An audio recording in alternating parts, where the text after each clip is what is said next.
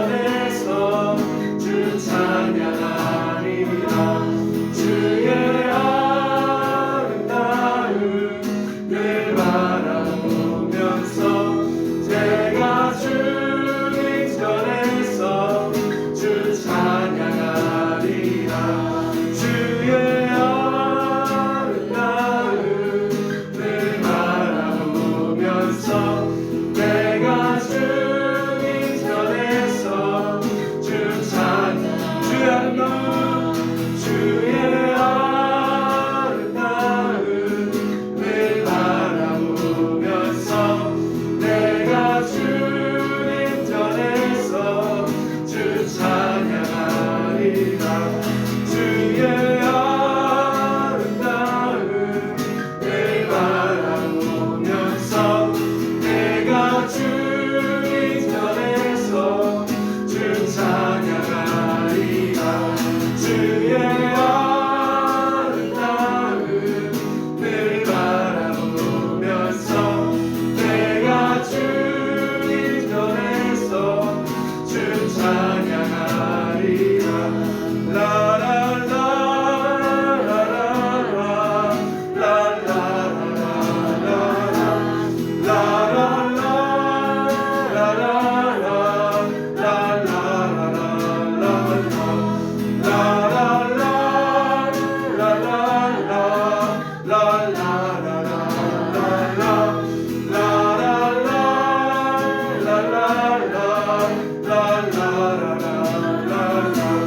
주의 아름다움을 바라보면서 제가 주님 전에서 주 찬양하리라. 주의 아름다움을 바라보면서 내가 주님 전에서 주 찬양하리라.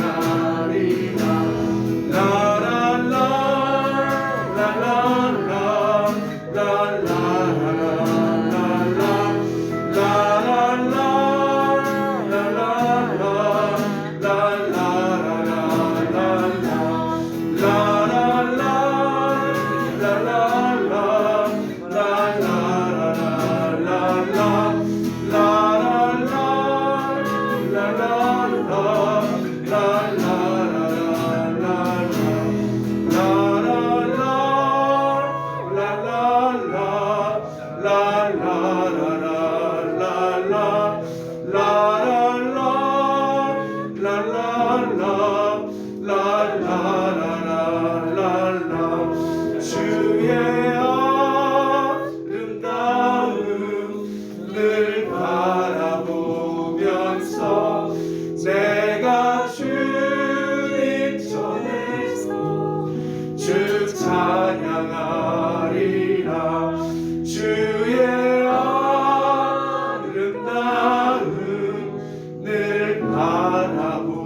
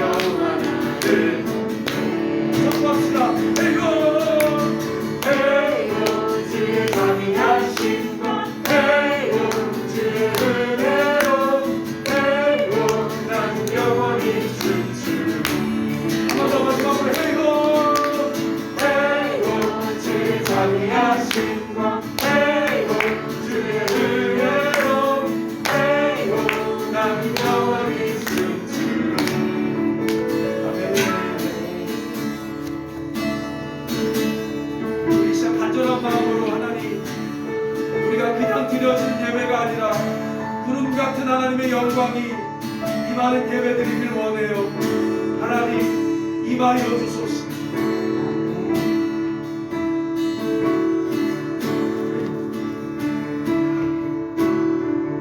영광 임하소서. 솔로몬 때처럼 사랑의 노래를 주 영광 임하소서.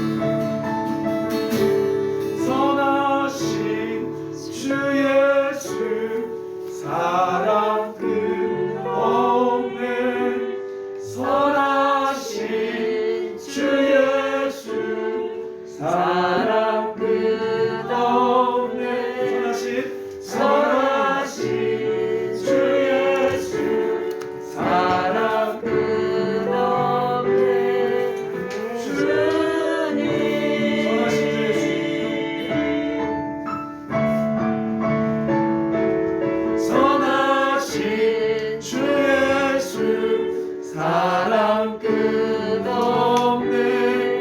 선하신 주 예수 사랑 끝없네 선하신 주 예수 사랑 끝없네 주님 눈 감고 두 손 들고 마지막으로 선하신 주 예수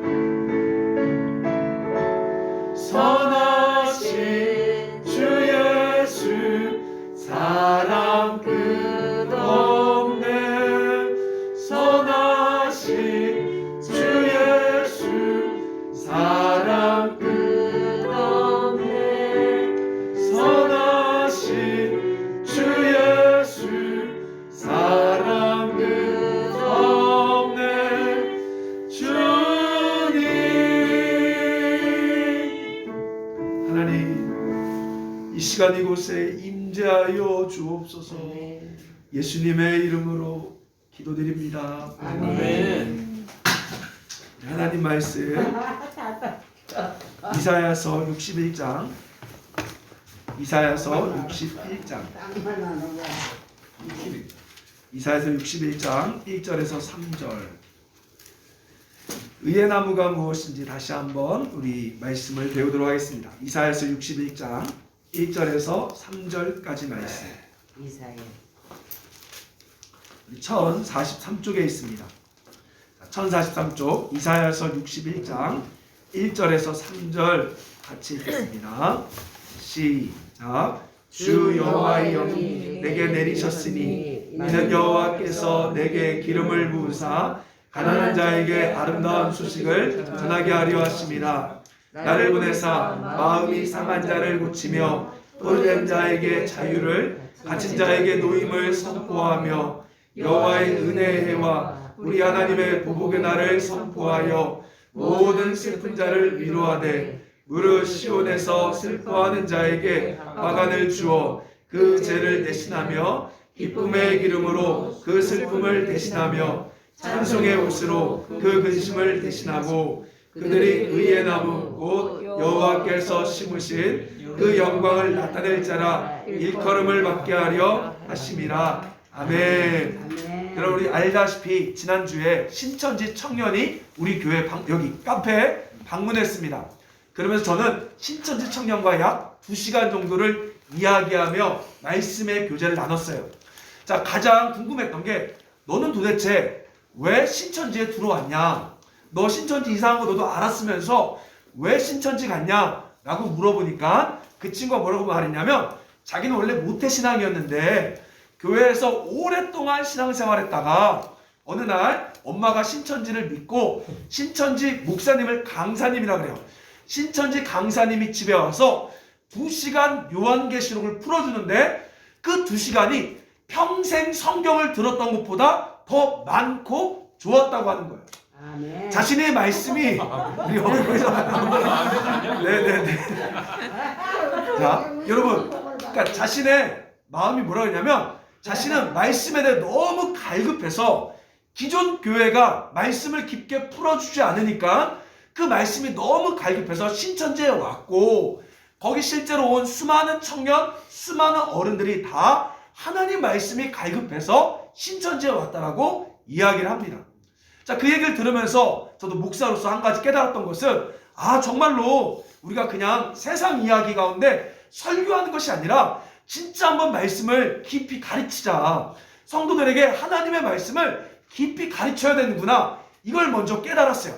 자, 그러면서 도대체 그럼 왜 신천지는 도대체 어떤 말씀을 가르칠까? 제가 알아보니까 신천지는 먼저 예언의 시대를 따랐다. 예언의 시대를 잘못 이해한다. 무슨 말이냐면 우리 기존 교회와 성경은 오늘날 어떤 시대죠? 바로 예수님의 초림과 재림 사이에 있는 말세를 살아가는 시대인데 신천지는 벌써 이만희를 통하여 예수님의 재림이 이미 이루어졌고 그래서 그 재림이 이루어져서 신천지를 만드는 그러니까 새하늘과 새 땅을 만드는 시대라고 그들은 예언의 시대를 잘못 이해하고 있는 거예요. 제가 그래서 이렇게 얘기했습니다. 예수님이 만약에 이만희가 만약에 예수님이면 재림했으면 그 재림할 때는 부활체를 입어야 하는데 그러면 너는 지금 네 몸은 부활체야? 라고 제가 물어봤어요. 너는 안 아픈 몸이야? 너는 막 벽도 통과하고 안 먹어도 괜찮은 몸이야? 라고 말하자 이 친구가 거기서 대답을 못했죠. 왜? 논리가 안 맞으니까. 자, 그러면 정직하게 그러면 신천지는 자꾸 그런 식으로 사람들을 현혹하고 막 데리고 오는데 그러면 성경이 말하고 있는 정확한 예언의 시대, 그러니까 우리가 살아가고 있는 지금의 모습이 성경 어디에 예언의 시대일까? 그 말씀을 오늘 함께 이 이사야서 61장을 통해 나눠보려 합니다. 자, 여러분, 성경은요, 따라합시다. 성경은 하나님의 감동으로 되어 있다. 하나님의 감동으로 되어 있다. 다 중요합니다. 성경 66권이 다 중요해요. 근데 그 중에서도 만약에 성경 한 장을 꼽으라고 하면 저와 여러분은 이제는 따라합시다. 이사야서 61장. 이사야서 61장. 이렇게 말해야 돼요. 왜 그럴까요? 아니, 창세기도 중요하고 계시록 다 중요한 건 맞아요. 그럼에도 이사야서 61장을 굉장히 중요시 여겨야 돼요. 신천지는 요한계시록을 되게 중요시 여겨요. 그들은. 다른 성경보다 무조건 요한계시록. 근데 우리는 여러분 이사야서 61장을 외쳐야 합니다. 왜 그럴까요? 그 이유가 뭐냐? 그 이유가요. 오늘 본문이 예수님이 하신 첫 번째 설교 인용한 본문이에요. 예수님이 처음 설교한 본문의 인용이고 또 이 메시지가 예수님이 오신 분명한 목적을 드러내기 때문에 그렇습니다. 여러분, 만약에 제가 그럴 일은 없겠지만 어디 교회를 새로 청빙을 갔어요. 그럼 여러분 어때요? 첫 설교가 되게 중요하죠. 그것처럼 예수님께서 공적인 사역 가운데 첫 번째 행하신 본문이 설교가 이사야서 61장 1절 2절이기 때문에 그렇습니다. 자, 그게 어디 나오냐? 자, 볼게요. 누가복음을 봅시다. 그러니까 오늘 본문 잘 체크해 두시고 왔다 갔다 해야 되니까. 자, 누가복음을 보십시오. 자, 그래서 우리는 이사야서 61장을 제일 중요시 여기는 거예요. 왜? 예수님 처음 하신 설교 본문이고 예수님이 오신 목적이 분명히 드러나 있기 때문에. 자, 누가복음 4장. 자, 16절부터 보십시오. 우리 94페이지. 자, 여러분 계속해서 오늘 한번 말씀을 깊이 보도록 하도록 하겠습니다. 자, 94페이지. 누가복음 4장. 자, 16절 보십시오. 16절. 우리 같이 읽어볼까요? 16절. 시작. 예수께서 그 자라나신 곳 나사렛에 이르사 안식일에 늘 하시던 대로 회당에 들어가사 성경을 읽으려고 서심해. 17절. 선지자 이사야의 글을 들이거늘 책을 펴서 이렇게 기록된 데를 찾으시니. 곧 읽어봅시다. 시작. 주의 성령이 내게 임하셨으니 이는 가난한 자에게 복음을 전하게 하시려고 내게 기름을 부으시고 나를 보내사 포로된 자에게 자유를, 눈먼 자에게 다시 보게 함을 전파하며 눌린 자를 자유롭게 하고 주의 은혜를 전파하게 하려 하심이라 하였더라. 자, 그리고 20절 보세요. 책을 덮어 그 맡은 자에게 주시고 예수님이 앉으시니 회당에 있는 자들이 다 주목하여 보더라. 그리고 나서 21절 말씀 읽겠습니다. 시작. 이에 예수께서 그들에게 말씀하시되 이 글이 오늘 너희 귀에 응하였느니라 하시니. 자, 예수님 멋있지 않아요? 자, 보세요. 이런 거예요. 이사야서 61장 1절에서 2절 절반까지 딱 읽고요. 책을 딱 덮어요. 덮고 받아 하고 줘요. 그리고 여러분들이 막 주목하고 있어. 와, 우리 예수님이 어떤 설교할까 보고 있어. 그때 뭐라고 말해요? 저를 보세요. 이 예언이 지금 이루어졌다. 끝이요. 한마디. 와, 멋있지 않아요? 헬라어 히브리어를 막 쪼개 설명할 필요가 없어요. 그냥 딱 말해서 지금 이 예언이 지금 이루어졌다, 너희에게. 그럼 끝나버린 거예요. 자, 근데 여러분 중요한 게요. 자, 예수님께서 이사야서 61장 1절, 2절을 인용했는데 빼먹은 게 있어요. 빼먹은 거. 요 빼먹은 걸 여러분 주목하셔야 합니다. 자, 뭘 빼먹었죠? 자, 이사야서 61장 2절에 보니까 보세요. 우리 영상으로 보신 분들도 보세요. 61장 2절에 보니까요. 원래 뭐라고요? 여호와의 은혜해와 줄글세요. 우리 하나님의 무슨 날? 보복의 날을 선포하여 모든 슬픈 자를 위로하되. 자, 그런데 예수님은 뭐만 이야기했습니까, 여러분? 여호와의 은혜해만 이야기했어요. 보복의 날을 말했어요, 안 했어요? 안 했어요. 왜 그랬을까요?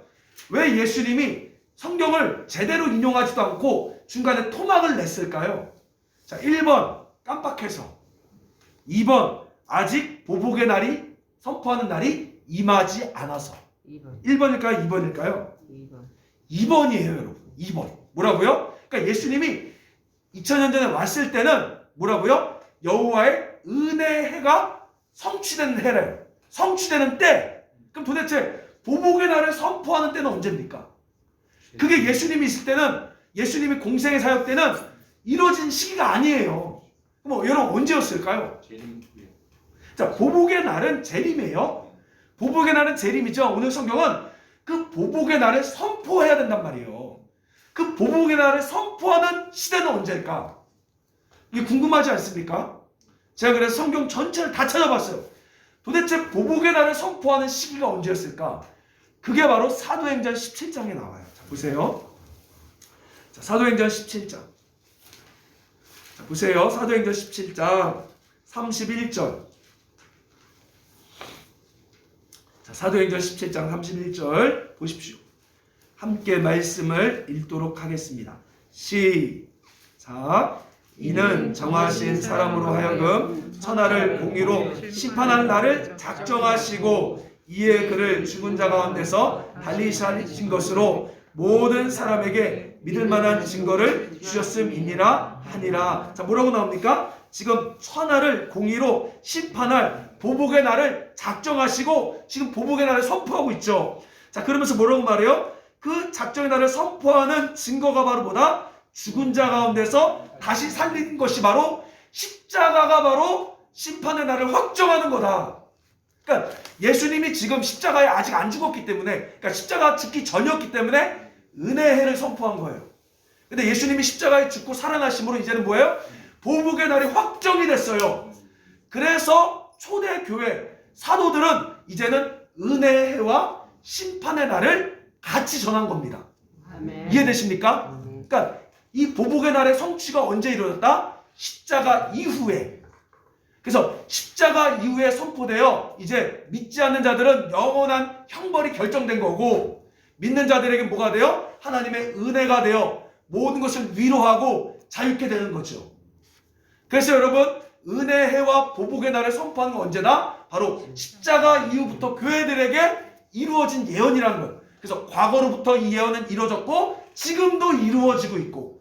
자, 근데 놀라운 게 있어요. 뭐가 놀랍냐? 그러니까 지금 은혜의 해와 보복의 날은 바로 오늘날 우리를 통하여, 교회를 통하여, 교회 복음 전도를 통하여 성취가 되고 있는 거죠. 됐고 되고 있는 거죠. 자, 근데 여러분 3절에 보면 또 다른 예언이 남았단 말이에요. 또 다른 예언. 자, 이사야서 61장 3절에 보면요, 또 다른 예언이 남았어요. 보세요. 이게 끝이 아니에요. 3절 보십시오. 무릇 시온에서 슬퍼하는 자에게 화관을 주어. 그러니까 이 내용은 은혜의 해와 보복의 날을 선포했을 때 사람들이 위로받아서 슬퍼하는 자에게는 화관을 받고 죄를 대신하여 기쁨의 기름으로 슬픔을 대신하여 찬송의 옷을 입고 근심을 그 근심을 대신하고. 자, 그리고 나서 줄 보세요. 그렇게 심판의 해와 은혜의 해와 보복의 날이 선포되어 회복된 사람들을 하나님이 뭐 만들겠다고요? 그들이 의의 나무 곧 여호와께서 심으신 그 영광을 나타낼 자라 일컬음을 받게 하겠다라고 또 다른 예언이 있다는 거예요. 아멘? 아멘. 자, 여러분 이해되십니까? 그러니까 지금 이 말씀을 통하여 뭘 보여주느냐? 교회가 마지막 때 하나님께서 교회 가운데 회복시킬, 그러니까 더욱더 성숙시킬 교회의 모습이 바로 뭐다? 의의 나무라는 거예요. 그러니까 여러분, 의의 나무는 이준 목사님이 만든 단체도 아니고 우리가 하는 단체도 아니고, 우리는 그냥 성경이 말하고 있는 그 예언을 알았기 때문에 그 예언 속으로 들어가고 싶은 거라고요. 믿으십니까? 아멘. 그러니까 예수님이 오심으로 은혜가 성취되었음을 믿습니까? 아멘. 십자가에 죽고 부활하심으로 이제 보복의 날도 선포되었음을 믿습니까? 아멘. 그래서 그걸 믿고 회복된 사람들이 앞으로 의의 나무가 될 것을 믿으십니까? 아멘. 바로 의의 나무는 단체가 아니라 성경의 예언이 말하고 있는 그 흐름이라는 거예요. 그래서 그 흐름 속으로 우리가 들어가려고 노력하는 거죠. 믿으십니까? 아멘. 여러분, 이게 되게 중요합니다. 그래서 의의 나무는 앞으로 성숙할 교회의 모습을 향해서 의의 나무다라고 말하는 거예요. 의의 나무는 내가 한다고 되는 게 아닙니다. 따라합시다. 하나님이 하나님이 직접 직접 심으셔야 합니다. 심으셔야 돼요. 여러분이 내가 의의 나무 할래요 간판 난다고 의의 나무가 되는 게 아니에요. 하나님께서 회복된 교회를 향하여 이제 앞으로 의의 나무라고 직접 심으셔서 하나님의 영광을 드러내겠다고 하는 거죠. 여러분 너무 재밌는 게요, 의의 나무라는 이 예언의 흐름이요, 교회사 가운데 한 번도 제대로 조명된 적과 밝게 비춰진 적이 없습니다. 자, 여러분 하나님께서는요 시대에 따라 이 성경에 원래 있던 말씀을 비춰주세요. 예를 들면 여러분 로마서 1장 17절에 오직 의인은 믿음으로 살리라, 이 말씀 원래 있었잖아요. 근데 중세시대 때는 그걸 몰랐어요. 그게 아무리 성경을 많이 읽어도 그 말씀을 못 깨달았어요. 그러다가 누구죠? 마틴 루터를 통하여 이 말씀이 깨달아지기 시작하고, 그 말씀이 깨달아지자 전 세계로 확산되어 종교개혁이 일어났죠. 이해되십니까? 마찬가지예요. 의의 나무라는 예언을 사실은 성경을 그렇게 많이 읽어도 수많은 사람들이, 저 역시도 의의 나무가 있는지도 몰랐어요. 사실은 저 성경 한 30번 이상 읽었습니다. 제가 지금 의의 나무 말해서 그렇지 불과 한 5년 전만 해도 의의 나무가 뭔지를 몰랐어요. 성경을 아무리 읽어도 의의 나무란 단어도 몰랐고 의의 나무 가운데 있을 예언이 뭔지도 몰랐어요. 여러분 혹시 의의 나무란 말 우리 모임 말고 그 전에 들어봤어요? 못 들어봤단 말이에요. 아마 성경을 진짜 많이 읽어본 사람한테도 의의 나무 알아요? 말해보면 혹시라도 그냥 한두 명 정도 안다 할 거예요. 근데 그 의의 나무 예언이 뭔지 아세요? 물어보면 모른단 말이에요. 왜요? 하나님께서 그동안 조명하고 있지 않다가 이제 회복된 교회, 성숙한 교회를 향하여 이제 마지막 때 보여줄 교회의 모습이 의의 나무라는 것을 말씀하셨고 이제 가르쳐주고 있기 때문에 이제 가르쳐주고 있는 거예요. 우리를 향해서, 교회들을 향해서 이제 가르쳐주고 있는 것입니다. 그래서 여러분 의의 나무는 뭐 나는 교회 가야지 의의 나무 안 해, 그게 아니라 성숙한 교회, 그게 바로 의의 나무라는 거예요. 아멘. 아멘. 자, 근데 여러분 참 놀라운 게요. 자, 보세요. 이제 더 놀라운 예언을 볼게요. 자, 4절부터 보세요, 여러분. 이사야서 61장 4절부터 보면요, 이제 의의 나무가 해야 될 일들이 나와요. 맞죠? 그들은 하면서 이제 의의 나무들은 올해 황폐했던 것을 세운다라고 나오죠.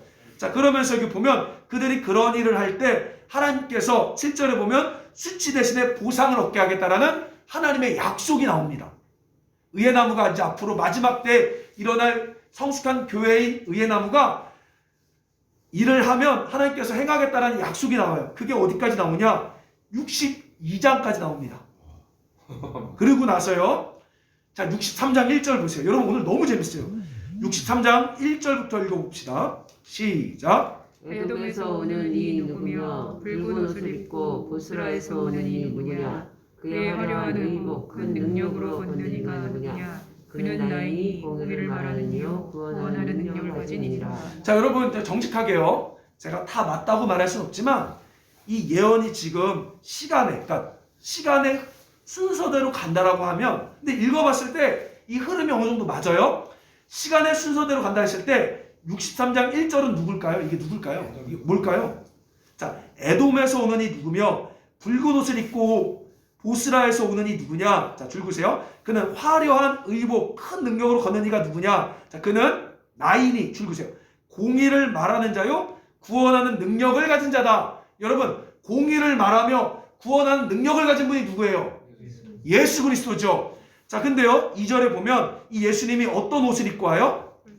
붉은 옷을 입고 옵니다. 자, 여기 두 가지. 예수님이 첫째 어디서 온다? 에돔, 보스라에서 오는데 어떤 모습이다? 붉은 옷을 입고 온다. 왜 붉은 옷을 입고 에돔에서 올까요? 여러분 오늘 이 비밀을 알면 이제 의의 나무가 진짜 우와 이거 알게 돼요. 왜 도대체 예수님이 에돔에서 올까요? 에돔이 어디죠, 여러분? 에돔이 뭐예요? 자, 보세요. 이스라엘, 자 보세요. 원래 하나님께서 아브라함을 통해 민족을 만들겠다 했죠. 그래서 아브라함의 아들이 누구예요? 이삭. 그리고 이삭이 낳은 첫 번째 장자가 누구예요? 에서. 그리고 두 번째 차남이 누구예요? 야곱. 근데 이 야곱의 12아들 통해 이스라엘을 만들었죠. 그래서 야곱이 이스라엘로 바뀐 거죠. 이름이 야곱이 이스라엘로 바뀌었죠. 자, 이해되십니까? 그러면 그 야곱의 형이 누구예요? 에서죠. 에서의 후손이 에돔입니다.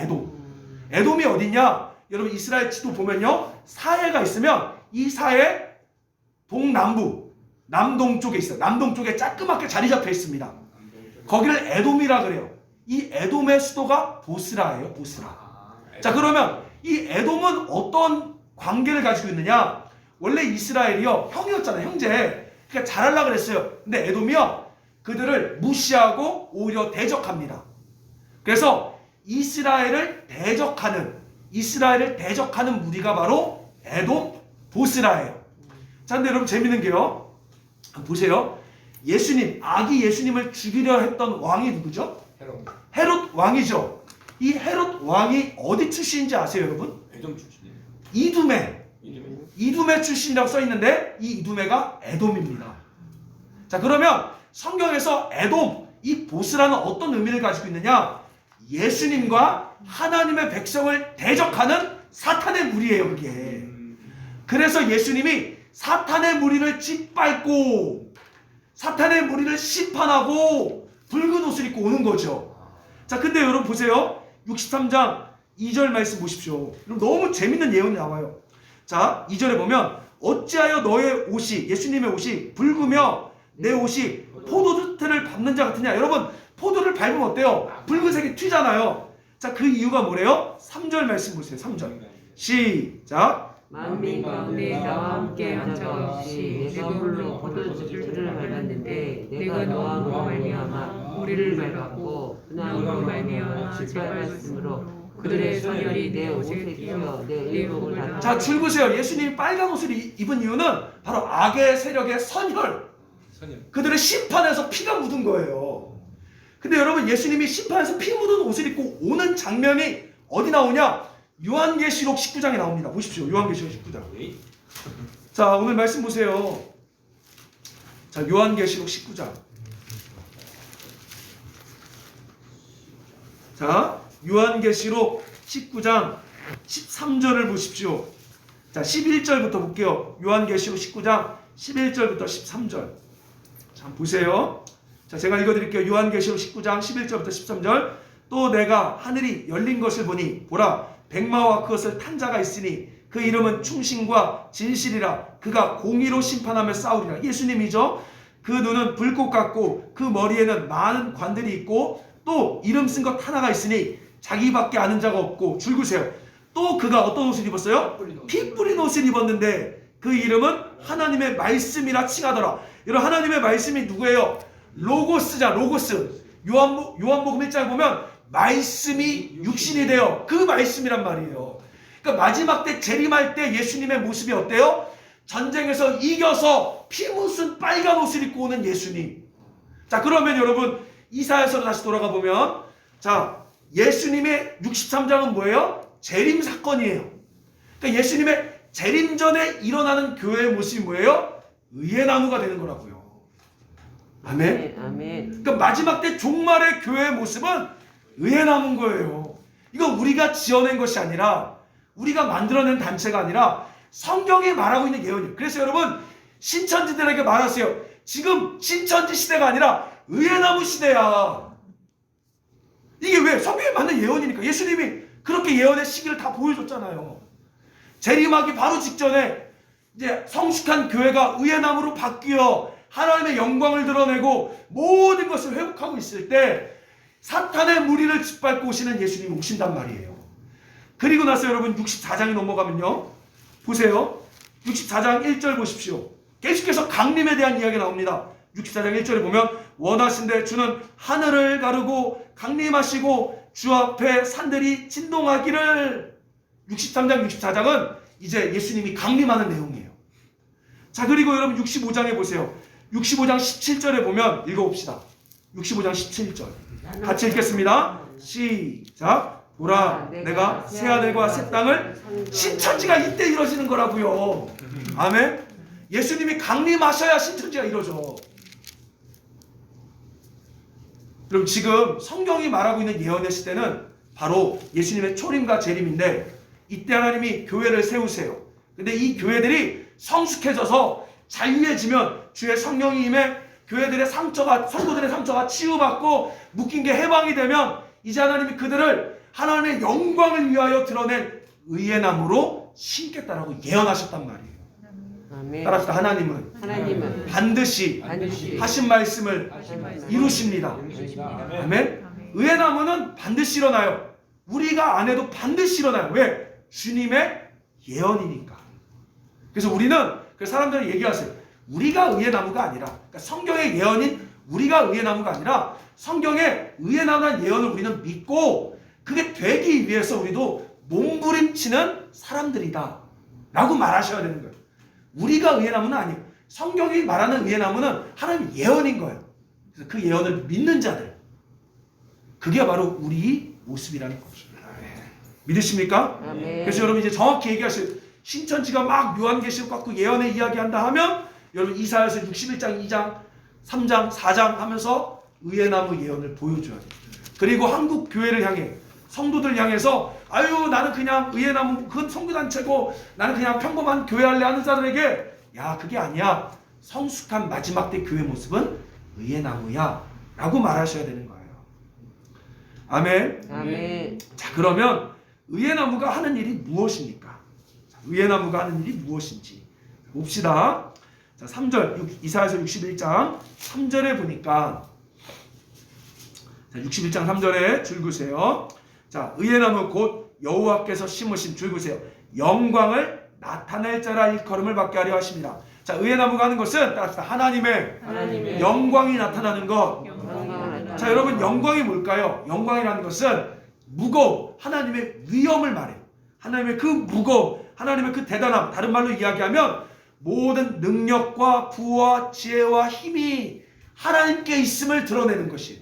뭐라고요? 따라합시다. 능력과 부와 지혜와 힘이 하나님께 있음을 드러내는 것. 이게 영광이라는 거예요. 이게 성숙한 교회가 해야 될 마지막 일이라는 거죠. 자, 그럼 여러분 하나님의 영광을 드러낼 수 있는 방법이 뭘까요? 자, 이거 맞히시는 분. 도대체 어떻게 해야 모든 능력과 지혜와 힘이 하나님께 있음을 드러낼 수 있을까요? 그 방법이 뭐죠? 그게 바로 십자가예요. 그게 바로 십자가입니다. 자, 십자가가 뭐라고 그랬습니까? 십자가는 세상이 보았을 때 미련하고 어리석고 멍청하고 가까이 하기 싫은 것인데 그 십자가 뒤에 부활의 능력, 생명의 능력으로 말미암아 봐라 너희 계산이 틀렸다. 봐라 너희 생각이 틀렸다. 그래서 세상의 지혜를 패하고 결국 모든 권세와 능력이 하나님께 있음을 보여주는 게 바로 보다 십자가다. 그래서 마지막 때 의의 나무는 이 십자가를 짊어지는 거예요. 그래야만 세상의 지혜를 패하고 하나님의 지혜를 드러내는 거죠. 여러분 그 예표가 바로 뭐냐? 그게 바로 출애굽기입니다. 출애굽기. 자, 출애굽기 보면 당시 여러분 애굽이 어디예요? 고대 근동을 지배했던 강력한 나라예요. 오늘로 치면 미국과 같아요. 이 애굽을 상대하는 이 애굽의 왕 바로를 상대하는 사람이 누굽니까? 백성 하나 없는 80대 노인 모세예요. 모세. 여러분 이게 싸움이 되겠어요? 애굽은요 수많은 병거와 마병 대군이 있습니다. 이스라엘은요 그냥 사람들과 무기도 없어. 모세는 80이 넘은 할아버지예요. 이 할아버지가 어떻게 애굽과 싸워 이길 수 있어요?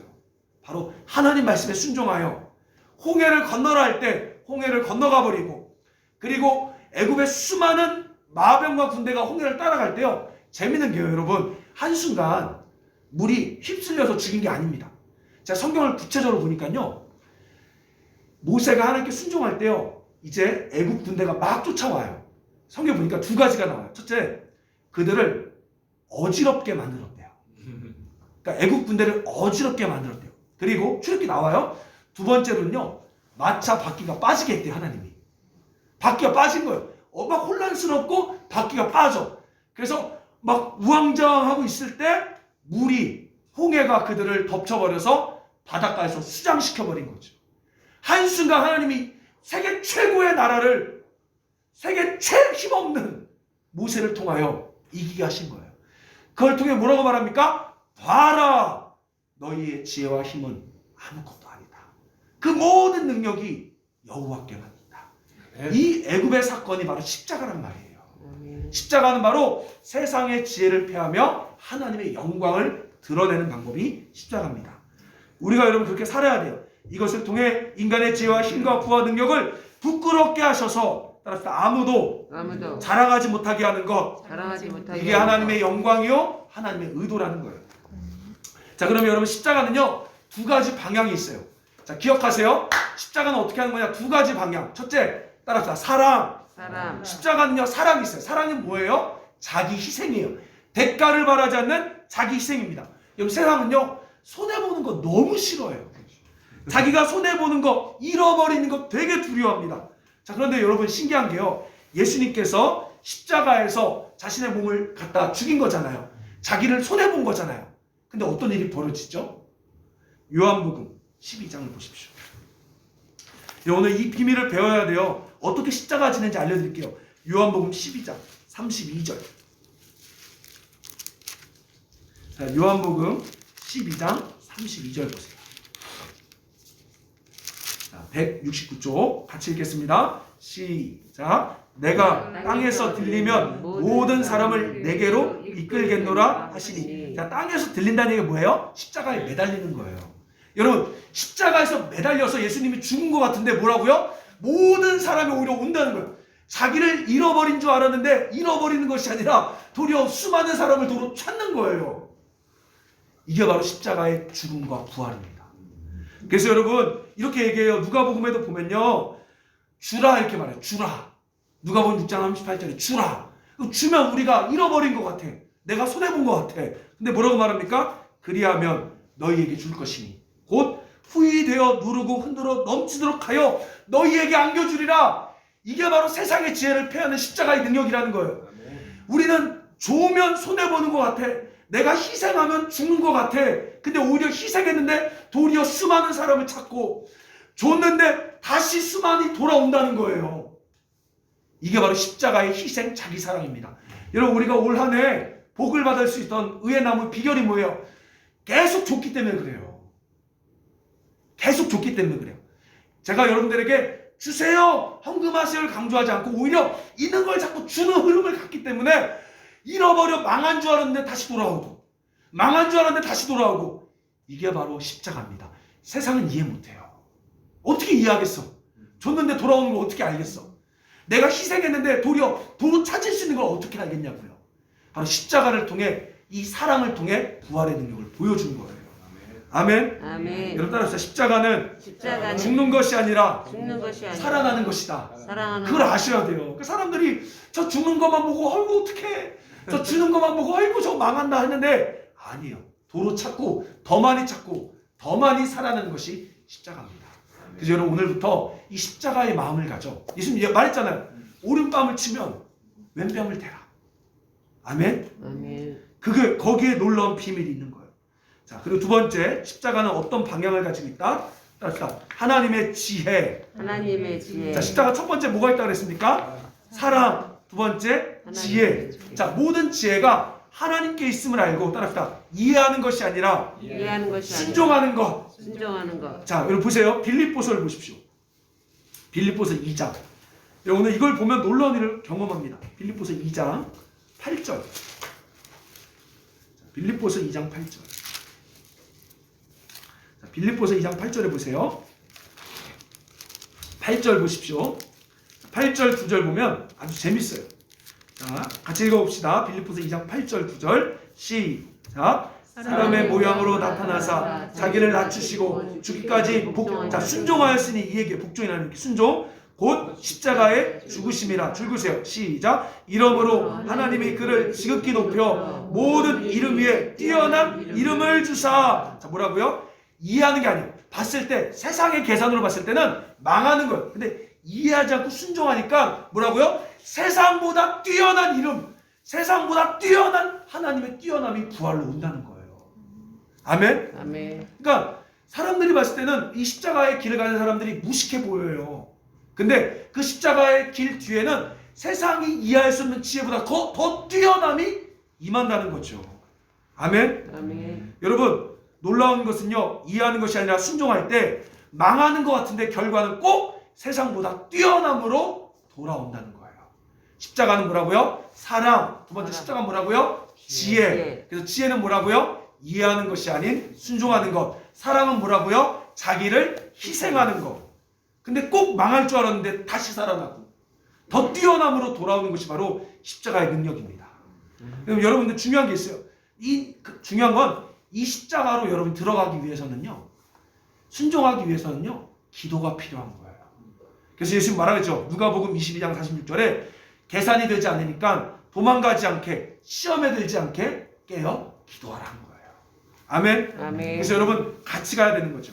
제가 한번 몇 번 얘기했을 것 같은데요. 이거 하나만 이야기하고 우리 같이 기도합시다. 제가 사진도 올려드릴게요. 이따가. 제가 9년 전에, 이건 뭐 제 얘기가 아니라 정말 하나님 하신 거니까 9년 전에 제가 5, 6학년 아이들 담당할 때가 있어요. 초등부. 제가 그전까지 초등부 한 번도 해본 적이 없는데 초등학생을 담당해 본 적이 있습니다. 근데 하나님께서 그 당시 저에게 마음의 소원을 통하여 주로 많이 말씀했어요. 그 당시는. 지금은 안 그래요. 근데 그때는 자꾸 마음의 소원, 꿈을 자꾸 주세요. 3, 40명밖에 되지 않는 작은 부서였지만 꿈은 되게 크게 가졌어요. 그래서 여러분, 원래 초등학생들은 여름에 뭐 하죠? 성경학교 하죠. 성경학교 어떻게 해요? 낮에만 이렇게 왔다 갔다 하잖아요. 근데 저는요, 2박 3일 캠프를 하고 싶었어요. 처음으로. 그래서 근데 그것도 그냥 하지 않고 시골에 있는 아이들 함께 데리고, 시골 교회 데리고 연합 캠프를 하고 싶었던 거예요. 자, 그 당시 여러분 1박 2일이 유행해서요, 실내 숙소도 있지만 애들에게 재미를 주고자 야영장도 만들어주고 싶은 거예요. 그래서 초등학교 통째로 빌려서 그 앞에 텐트를 쫙 깔아서 야외 취침 뭐 이것도 해주고 싶었어요. 그리고 밤에는 이렇게 뭐죠? 큰 폭죽 잔치도 하고, 그 다음에 뭐죠? 캠프파이어도 하고. 그리고 낮에는 강에서 안전요원 데리고 래프팅도 하고 싶었어요. 별의별 거 다 한다는 거죠 지금. 그리고 또 저녁에는요, 청소년 차양팀 데리고 와서 막 부흥회 같이 하고 싶었어요. 그냥 여름 성교 학교 할 때 막 애들 율동하고 이게 아니라 막 진짜 부흥회 같이 하고 싶었어요. 그래서 그렇게 해보기로 결정하고 선포해 보니까 한 600만 원이 들더라고요. 근데 그 당시 그 초등학교 5, 6학년 1년 예산, 그 부서 예산이 400만 원인가 그랬어요. 350인가 400만 원이었어요. 근데 여러분 생각해 보세요. 2박 3일 안에 1년 예산 플러스 200을 갖다 쏟는 거야. 하겠어요, 솔직히. 근데 감사하게요, 그 당시 교사들이 너무 착해서 한 명도 반대할 사람이 없어요. 다른 말로 얘기하면 똑똑한 사람이 아무도 없었어요. 그러니까 계산이 안 되지만 같이 합시다. 근데 돈은 없어. 같이 합시다. 근데 여러분 어떻게 해야 돼요? 방법이 없잖아요. 그래서 그때 했던 게 바로 뭐냐? 한 달간 교회에서 철야하며 잔 거예요. 이때 한 교사 권사님이, 60대 권사님이 나도 같이 교회에서 자겠다 해서 둘이 한 달간 같이 자면서 기도했어요. 근데 우리 기도의 모습이 성도들을 감동시켰는지 사람들이 여기저기서 우리한테 헌금을 해주기 시작하는 거예요. 그래서 제가 알기로 그때 들어온 후원금만 한 600만 원인가가 들어온 거예요. 여러분 보세요. 그 당시 그 교회가요, 9개 부서가 있어요. 9개 부서. 평균 한 부서마다 이 여름 사역에 150만 원에서 200만 원 쓰고, 한 부서에게 들어오는 후원금은 50만 원 내외예요. 근데 9개 부서 중에 우리 부서만 후원금이 600만 원 이상이 들어온 거예요. 그래서 그 일을 하고요, 감사하게 신기하게 그 초등학생 아이들이 밤에 정말 하나님의 은혜를 받고, 그 캠프 이후에 그 아이들이 직접 찬양을 하기 시작합니다. 맨날 막 뒤에서 주머니 꽂고 막 이랬던 애들이 찬양을 시작하게 해요. 그리고 그 캠프 끝나고 나서 재정이 또 남았어요. 하고도 남아서 100만 원짜리 드럼, 100만 원짜리 건반 사서 아예 초등학생 찬양팀이 생겼습니다. 그 캠프 때. 여러분 나중에요, 교사들이 모여서 결산하는데요, 진짜 와, 이거 정말 하나님이 하셨구나. 다 울면서 얼마나 뜨겁게 기도했는지 몰라요. 여러분 십자가는요, 바로 희생하는 사랑이에요. 십자가는요, 이해할 수 없는 순종입니다. 자, 희생했는데 잃어버린 것 같은데 오히려 풍성이 되찾고 돌아와요. 이해가 되지 않아 어리석어 보여 순종했는데 다른 것보다 뛰어남으로 하나님이 채워주신다는 거예요. 이게 바로 십자가를 지는 의의 나무의 모습인 거죠. 하나님께서는 마지막 때에 의의 나무가 십자가를 짐으로 그동안 가려지고 있고 빼앗겼던, 따라합시다, 하나님의 영광을 되찾으실 것입니다. 아멘. 그동안 하나님의 영광을 도둑질했던 모든 것들을 하나님께서 의의 나무가 십자가를 지심으로 마지막 때 되찾으실 거예요. 그러기 위해서는 여러분 정말로 의에 줄이고 목이 말라야 돼요. 정말로 여러분, 제가 오랜만에 그때 생각을 하면서 어제 많이 울었는데요. 그때도 뭐 제가 잘한 건 없었어요. 그때도 괴물이었어요. 근데 그래도 뭐가 달랐냐면요, 그때 제가 진짜 원했던 게 뭐냐, 하나님이 행하시는 일을 보고 싶어요. 정말로 하나님을 경험하고 싶어요. 하나님이 나타나는 일, 그 하나님의 임재를 갈망합니다. 그거 하나만큼은 그 당시 진실했던 것 같아요. 여러분, 의에 마르고 목이 줄여시길 소망합니다. 아멘. 나의 안녕과 평안이 아니라 정말로 이 십자가 짐으로 그동안 빼앗겼던 모든 영광이 하나님께로 다시 돌아와 하나님이 행하시는 일을 보기를 원합니다. 아멘. 그렇게 될 수 있길 소망합니다. 우리 한번 이 시간 그러기 위해서는 우리 성도들이 회복해야 돼요. 그래야만 의의 나무 예언으로 들어갈 수 있습니다.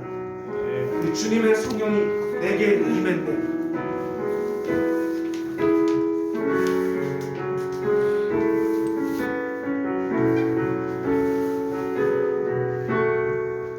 자유함을 우리가 먼저 받아야 합니다. 주님의 성령이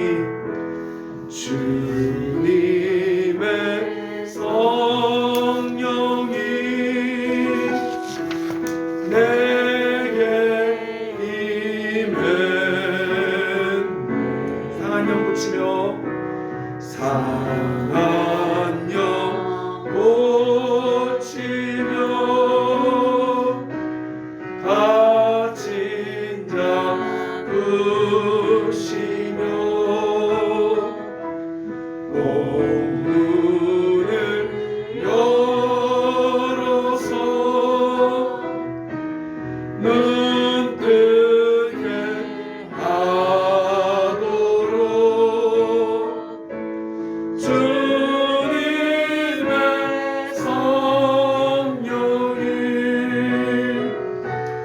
내게 임해. 주님의 성령이 주님의 성령이 내게 임해. 상한 영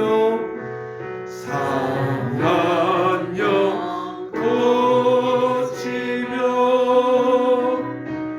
갇힌 자 부시며 문을 열어서 눈 뜨게 하도록 주님의 성령이 내게. 우리 어머니만 빼고 자리에서 일어납시다. 우리 한번 결단합시다. 여러분, 의의 나무 하나님이 직접 심으시는 겁니다. 근데 이제 우리에게도 하나님이 이 의의 나무 예언을 가르쳐 주셨으니 하나님 이제 성숙한 교회의 모습이 의의 나무로 들어가길 원합니다. 그래서 의의 나무로 들어가 십자가 짐으로 사랑과 하나님의 지혜로 세상의 지혜를 패하고 하나님의 영광만을 드러내길 원합니다. 의의 줄이고 목이 마릅니다. 하나님, 저를 의의 나무로 껴주세요. 의의 나무로 사용하여 주옵소서. 우리 한번 같이 기도하며 나아갑시다. 원한다라고 고백하며 나아갑시다. 함께 기도하겠습니다. 하나님 아버지, 마지막 예수님 재림하기 전에 성숙한 교회의 모습을 의의 나무라고 말씀하신 주님, 오늘 이제 우리가 그 예언 속으로 들어가 십자가 짐으로 하나님의 영광을 드러내기를 원합니다. 하나님께 그동안 빼앗겼던, 하나님 도둑맞았던 그 영광을 십자가 짐으로 우리가 드러내기를 원합니다.